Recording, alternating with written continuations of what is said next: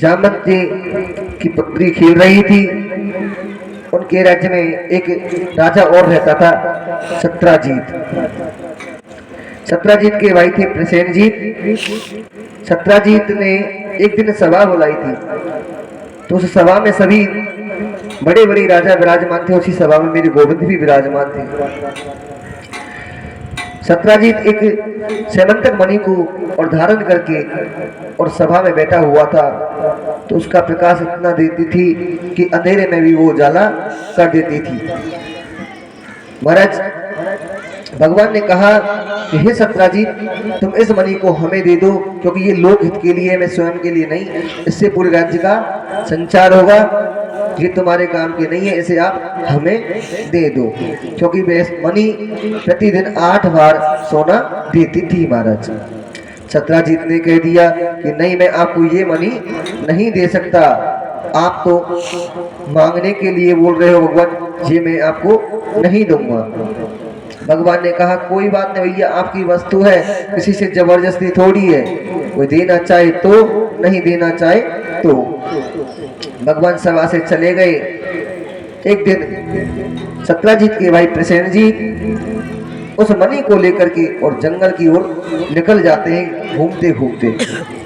रास्ते में एक सिंह ने प्रसेनजीत का वध कर दिया, क्योंकि सिंह क्या जाने मणि को, सिंह क्या जाने मणि को। क्योंकि हीरे की पहचान तो जौहरी ही जान सकता है। महाराज एक पत्थर था, एक पत्थर का टुकड़ा था और वो सड़क पर पड़ा हुआ था। और जब सड़क पर पड़ा हुआ था तो एक सामान्य व्यक्ति को वह मिल जाता है। जैसे ही वह कांच के समान चमक रहा था तो उसको उठा करके और चले देता है कि चलो ये पत्थर तो है पर कांच के समान है, तो इसको हम किसी दुकान पर बेच देते हैं, हमको अच्छे पैसे मिल जाएंगे। उसने उठा करके चला और परचूने की दुकान पर पहुंच जाता है। सेठ जी की दुकान पर पहुंच गया। जैसे ही सेठ जी की दुकान पर पहुंचा तो सेठ जी से कहा कि अपने पास एक वस्तु है, आप उसका हमें मूल्य दे दो और आप उसको ले लो। कि भैया क्या है? कि अपने पास एक पत्थर है परंतु हीरे की तरह चमकता है। तो सेठ जी ने कहा भैया उसको हमें दे दो। आप ऐसा कीजिए 10 रुपए लेकर के चले जाओ। तो मैं राहगीर बड़ा खुश हुआ कि मुझे पत्थर के 10 रुपए मिल गए। आज तो सेठ जी भी यही सोच रहे हैं कि बड़ा अच्छा पत्थर है, चमकता है, तो इसकी 100-200 रुपए तो हमें 10 रुपए के में लिया है, 100-200 रुपए हमको मिल जाएंगे। वो वहां से चले और बड़े व्यापारी के पास पहुंच गए कि भैया अपने पास एक पत्थर है परंतु अपने तो काम आ नहीं रहा, तो ऐसा कीजिए तुम उसको ले लीजिए। तो व्यापारी ने कहा कि भैया तुम्हारे काम नहीं आ रहा तो मैं तो तुमको इसके 200 रुपए दे सकता हूँ, देख लो, और 200 में तुम्हारी चलती हो तो दे जाओ, नहीं अपना ले जाओ। सेठ जी ने कहा चलो 190 तो बच रहे, 10 का ही तो लिया है, कोई बात नहीं, पत्थर ही तो है। महाराज उस व्यापारी ने पत्थर और एक बर्तन जो बनाता है, जो बर्तन बनाते हैं, बर्तन वाले के पास लेकर के चला गया। जब बर्तन वाले के पास जब गया कि भैया अपने पास एक पत्थर का टुकड़ा है और वो कांच की तरह चमकता है, उसको आप ले लीजिए। कि भैया मैं ले तो लूंगा परंतु तब लो, मेरा और तुम्हारा मूल भाव बने तब। कि नहीं आप तो ले लीजिए, मेरे काम तो आने रहा, देखो अकेला पत्थर है, फिर मैं ऐसा लाऊं कहां से। कि भैया देख लो मैं उसके 300 रुपए दे सकता हूँ बस। कि ठीक है चलो आप तो दे दीजिए। व्यापारी ने सोचा कि 100 तो बच रहे, कहा तो 10 से खरीदा, कहा 300 पहुंच गया। बर्तन वाले ने जब उस पत्थर को ले लिया तो उसको उठा करके वह और एक जो सुनार होता है उसके पास पहुंच जाता है दिखाने के लिए कि भैया अपने पास एक पत्थर है, उसके आप ले लीजिए। तो सुनार ने कहा भैया ये पत्थर हमारे कोई काम का नहीं है, ये पत्थर हमारे किसी काम का नहीं है। कि नहीं भैया इसको तो मैंने बड़ा महंगा खरीदा, आप कहते हो तो भैया आपने खरीदा है तो कोई बात नहीं, आप इसके 300 ही रुपए ले जाओ और इसे मुझे दे जाओ। तो 300 रुपए में उसी पत्थर को सुनार ने खरीद लिया और सुनार ने जब खरीदा तो महाराज उसे और खरीद करके और रोड पर फेंक दिया, क्योंकि ये सामान्य पत्थर सुनार भी नहीं समझ सका।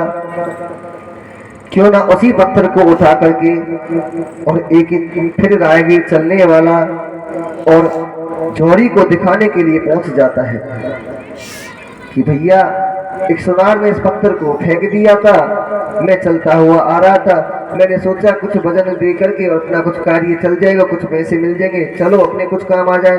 तो झोड़ी ने कहा भी सबने फेंक दिया तो मेरे क्या काम का, पर तुम कहते हो तो कोई बात नहीं, मैं तुमको इसके 100-200 रुपए दे सकता हूँ। क्योंकि झोड़ी तो पहचान गया कि ये हीरा है। महाराज उस झोड़ी ने उस हीरा को रख लिया, राहगीर को 200 रुपये देकर के वहां से विदा किया महाराज। तो महाराज वस्तु की कीमत वही व्यक्ति समझ सकता है जो उसके बारे में जानकारी रखता हो, जो जिस क्षेत्र में जैसा काम करता हो ना उसके बारे में वही जान सकता है। आप करते हो व्यापार कपड़े का और खोल लेते हो दुकान मेडिकल की तो आप नहीं चला सकते। आप करते हो धंधा खेती का और आप करने पहुंच जाओ बिजनेस तो आप नहीं कर सकते। जिस व्यक्ति को जिस क्षेत्र में जानकारी होगी वो उसी का कार्य कर सकता है, उसी की परख करके बता सकता है महाराज। आज तो सिंह ने जब प्रसेनजीत का वध किया तो उस मणि को वही छोड़कर के लिए चला गया। और इधर जामवंत जी घूमते हुए आ रहे थे तो वह मणि जामवंत जी को दिखी है। जामवंत जी उस मणि को देख लेकर के कि बड़ा अच्छा खिलौना है, चमक रहा है, इससे मेरी पुत्री खेल लेगी, और खेलने की वस्तु समझ करके और अपनी पुत्री को दे दिया है महाराज। इधर पूरे राज्य में शोर मच गया।